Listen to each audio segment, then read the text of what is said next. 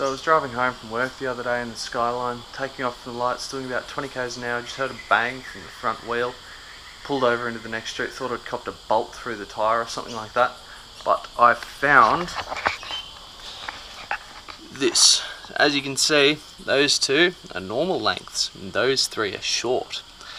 So, obviously this one has snapped before, and I actually looked at them earlier that day and it was all in one piece, so it must have just been hanging on the edges but not actually doing anything, and then the other two have snapped when I heard that bang on the way home.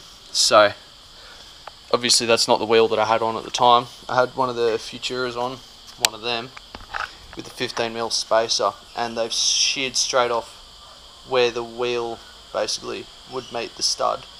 So I don't know why it's done it. They're GK Tech extended studs. A couple of friends have had similar issues, but I don't know. I'm not going to comment on it because I don't want to throw his name into the mud, but that probably shouldn't have happened. People will ask, so the wheels are bored to the correct centre bore for the car, and the spacers are the correct centre bore as well, so everything's hub centric. They're the right stud pattern. It's nothing funny, like it's not 5x112 or something. So yeah, I don't know.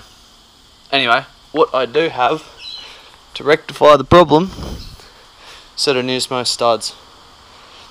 So how I got it home, obviously I took the Futura off, whacked on the Space Saver, which I think is the original tyre. Still got the moon runes on it. I can't read them, but anyway. Because it's obviously without the spacer, it sits further in, just whacked on some more nuts and limped it home real slow. It felt very weird in the Space Saver, and my fucking sweet fitment. Look at that. Get amongst it, fellas. Whew. Yeah. Yeah, so jack it up, brakes off, whack the old studs out, fit the Nismo ones, chuck it all back together, get it on. You can see that the studs haven't actually moved at all in the hub, so it's not like they've come loose. I always kept the wheel nuts tight, not too tight. I never did them with a rattle gun, but I always checked them, made sure they were always tight. So yeah, I don't know. So just gonna whack them all out, stick the Nismos in, get it done.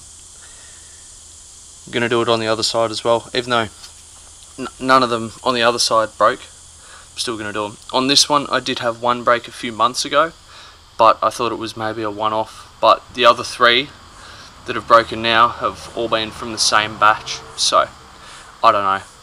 Hot tips for the boys to put the studs in. Just make sure the splines are centered on the back of it.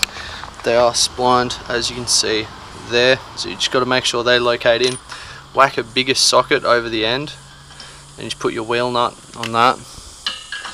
Note, this is not an impact, well, it's not a rattle gun, it's just an impact that I use for work with pretty low torque, so I can just do that. And she's almost sated.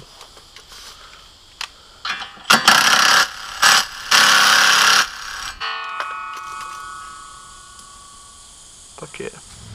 Got them seated on the whole way, so reassembly is easy as picking the rotor up.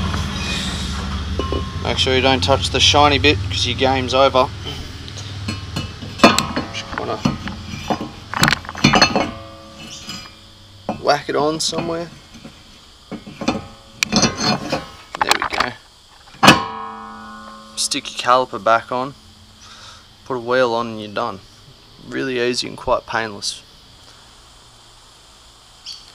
Got it all back together, just waiting for the miso to drop off. 2 new lug nuts for that side and one for the other side, and we're done. So this car, I figured I'd give you a little bit of an update on what's going on with it. So the truth is, I just don't like it, to be very honest with you. I feel like I should, but I just don't. The power is amazing, it's so much fun to lay on that throttle and skate through second gear, but just the rest of it, it's not doing it for me. It looks okay, but I just don't like working on it. I just don't like it, to be very honest with you. I bought it in the first instance when this got written off, I had the insurance money, bit of extra cash, figured I'd buy one because all the other boys have turbo Japanese cars, and I just wanted to see if I liked them or not. And a year and a half on, I just don't. So I'm going to try and move it on to someone else, give a bit more cash to finish this and the bike, and get other bikes as well. So if you're interested, about 12 grand, get you the world famous Skyline. I might even put a sticker on it for you. So yeah, kind of a shame that I've spent like 15-20 grand in just in parts at this point, which is a definite shame that I don't like it, but that's just how it is. So yeah, it's going to get moved on and I'll pick up something else, maybe just as a cheap daily, don't know. It'll still be interesting. I won't buy anything boring, I won't buy a Civic or anything, but yeah, sad. Ah well, is what it is. Yeah, if you want to buy it, just let me know, I'll sort something out. But in some good news, I got some stickers.